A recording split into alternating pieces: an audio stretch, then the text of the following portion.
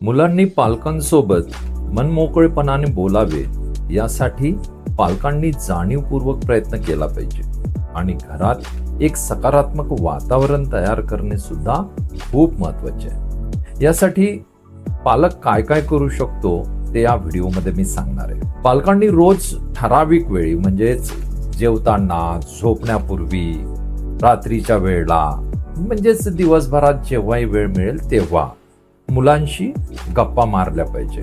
या वेळेमध्ये फक्त त्यांच्याशी तुम्ही बोललं पाहिजे। हा संवाद जो तुमचा मुलांसोबत होतो तो फक्त समस्यावरच नसावा किंवा त्यांना फक्त उपदेश देण्यावरच नसावा, तर आनंदाच्या, आवडीच्या किंवा साध्या सरळ गोष्टीवरही तो असायला पाहिजे। म्हणजेच पालकांनी मुलांच्या आवडी निवडी याबद्दल बोललं पाहिजे। तसंच आपल्यासोबत दिवसभरात ज्या काही गोष्टी घडतात, आपले मित्र भेटतात, नातेवाईक किंवा आणखी कुठल्या आनंद देणाऱ्या ज्या कुठल्या गोष्टी असतील तर त्या गोष्टी सुद्धा आपण आपल्या मुलांसोबत आपण शेअर केल्या पाहिजे। यामुळे त्यांना सुद्धा तुमच्याशी बोलण्याची प्रेरणा मिळेल। म्हणजे जसं मित्र भेटल्यानंतर एकमेकांसोबत दिलखुलास गप्पा करतात तशा। नाहीतर जनरली पालक काय करतो की फक्त आणि फक्त त्या मुलांना काय उपदेश द्यायचे, त्यांना फक्त सूचना द्यायच्या, त्यांच्या चुका काढायच्या, अशा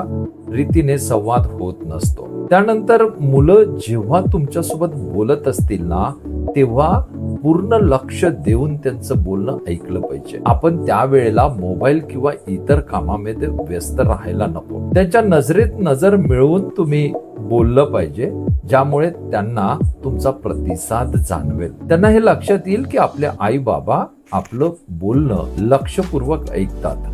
त्यांचं बोलणं तुम्ही मध्येच तोडू नका। त्यांना त्यांचे विचार पूर्णपणे मांडू द्या। त्यांच्या भावना समजून घेण्याचा प्रयत्न करा। कधी कधी तुम्हाला त्यांचं म्हणणं पटलं नाही ना तरी मला समजतंय तुला काय वाटतंय अशा वाक्यांनी सुरुवात तुम्ही करू शकता किंवा त्यांना रिस्पॉन्स देऊ शकता। प्रश्न विचारण्यास आणि व्यक्त होण्यास आपल्या मुलांना आपण प्रोत्साहन दिलं पाहिजे। म्हणजे बऱ्याचदा मुलं स्वतःहून बोलत नाहीत, मग काय करायचं की आपण त्यांना अशी प्रश्न विचारायची की ज्या प्रश्नांची उत्तर हो किंवा नाही अशी नसावी, तर त्या प्रश्नामध्ये एक एक्सप्लेनेशन असावं। म्हणजे जसं आज शाळेत काय गंमत झाली, काय काय घडलं, कोणते कोणते पिरियड झालेत, त्या अशा पद्धतीचा प्रश्न विचारला ना तर मुलं त्यावर बोलतील।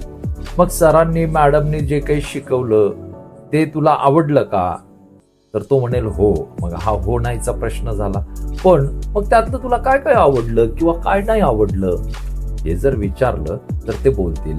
तुला आणखी कोणी मित्र झालेत का, वर्गातल्या मुलांशी तुझी ओळख आहे का, मागच्या वर्षीची मुलं तुझ्या सोबत आहेत का।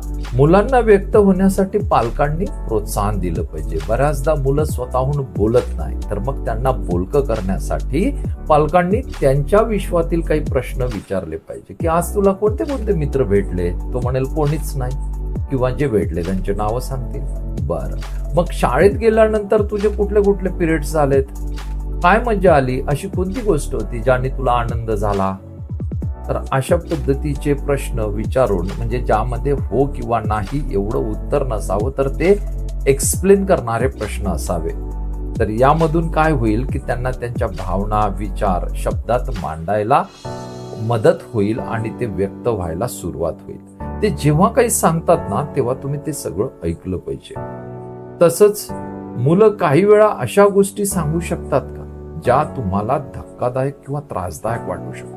अशा वेळी आपण लगेच प्रतिक्रिया देण्याऐवजी शांत राहण्याचा प्रयत्न करा। बऱ्याचदा त्यांच्या काही गोष्टी ऐकून आपल्याला राग येईल किंवा आपल्याला भीती वाटेल, पण तसं तुम्ही करू नका। तुम्ही त्यांचं जे काही बोलणं आहे ते शांततेने संयमानं ऐकून घ्या। तुम्ही जर लगेच राग व्यक्त केला ना किंवा भीती व्यक्त केली तर ते मुलं पुढच्या वेळी तुमच्या सोबत बोलायला तयार होणार नाही। त्यांनी विश्वासाने सांगितलेल्या ज्या गोष्टी आहेत त्या आपण गोपनीय ठेवल्या पाहिजे, त्या सगळ्यांना सांगत फिरू नये। मुलांना अशा काही गोष्टी असतील तर त्याबद्दल त्यांना तुम्ही एक विश्वास द्या की हे मी कोणाला सांगणार नाही, तू चिंता करू नको, आणि त्यांना दिलेला शब्द आपण पाळला पाहिजे।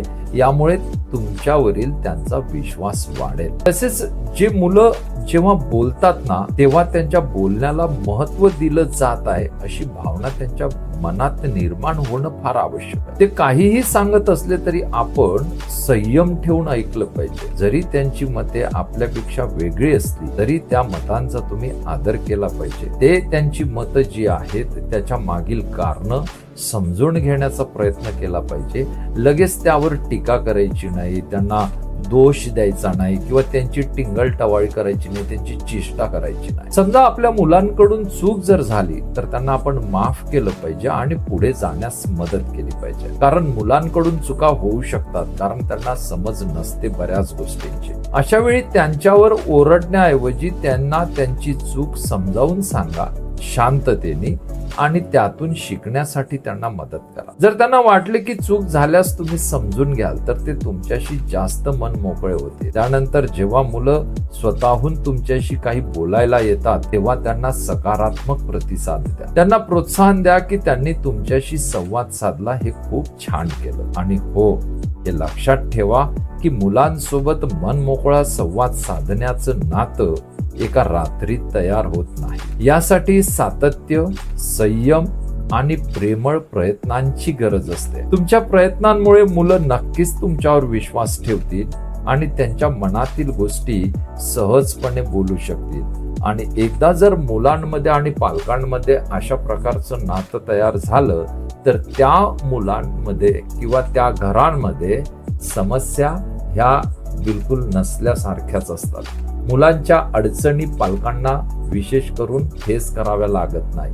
म्हणून मुलांवर चिडचिड करण्यापेक्षा त्यांना समजून घेतलं पाहिजे आणि त्यांना जीवनात पुढे जाण्यासाठी तुम्ही मदत केली पाहिजे. जर तुम्हाला हा व्हिडिओ आवडला असेल तर चॅनलला सबस्क्राईब करा, बेल बटन दाबा आणि ऑल क्लिक करा. म्हणजे तुम्हाला यानंतरच्या सगळ्या व्हिडिओंचे नोटिफिकेशन तुमच्यापर्यंत येऊन जातील. तसंच तुम्हाला जर हा व्हिडिओ मनापासून आवडला असेल तर इतरांना शेअर करायला विसरू नका. थँक्यू.